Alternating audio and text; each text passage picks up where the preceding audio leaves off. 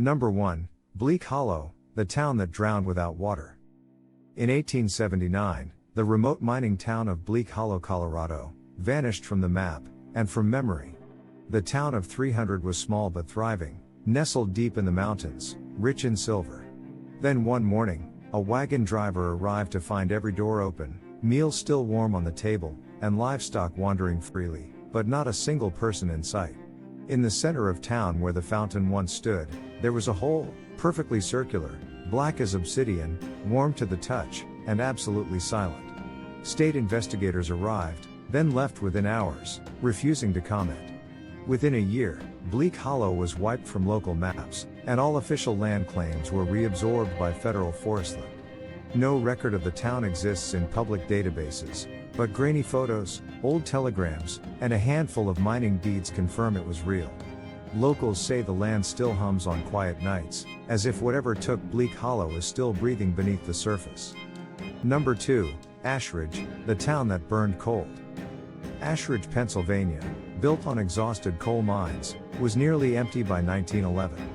The few remaining families spoke of strange underground tremors and white flickers in their gas lamps.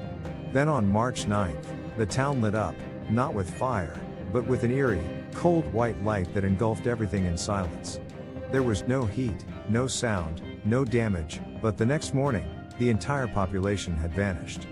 Homes were intact, furniture untouched, horses still tethered, and livestock frozen mid-motion. On walls and sidewalks, the only trace of humanity was the scorched silhouettes of where people once stood, as if vaporized without heat. State officials claimed a methane explosion, but the foundations bore no scorch marks. 2 years later, the archive that housed the photos of Ashridge mysteriously burned down. Today, nothing remains but stories and the claim that when sunlight hits the empty foundations just right, the ground glows white once more. Number 3. Galesham, the town where the wind screamed back. In 1826, the Irish coastal village of Galesham vanished without a trace. Sailors reported strange winds near the town for weeks, gusts that echoed their names and pulled their ships sideways. Locals said the cliffs sang before storms, and that the winds sometimes answered back. Then the lighthouse went dark. A merchant vessel sent a team ashore, only to find a ghost town. Fires still burned in hearths, food sat half-eaten, but every mirror in the town had shattered, from the inside out. Water pooled inside homes that sat far above the tide line, and the church bell, when rung, let out a scream, not metal, but human. The cliffs were immediately sealed by the Royal Navy, citing erosion, but sailors whispered that the town had listened to something it shouldn't have. Even now, locals swear that when storms hit the coast, the wind still calls back, in voices that shouldn't exist anymore. Number 4. Lockwood, the frost line. On July 13, 1965, the forgotten farming town of Lockwood, Montana experienced an unexplainable event. At exactly 3:17 p.m., temperatures dropped from over 100 degrees Fahrenheit to below freezing in under 60 seconds. Cattle froze mid-run. Water crystallized in mid-air. And every single human in Lockwood disappeared. National Guard arrived 3 days later to find homes frozen shut, dinners still hot in frozen ovens, radios playing static, and no signs of struggle. There were no bodies, no footprints, just a town frozen in time, literally. Lockwood was declared a freak weather anomaly, and airspace was permanently restricted. To this day, Google Maps glitches when you try to zoom in on the location.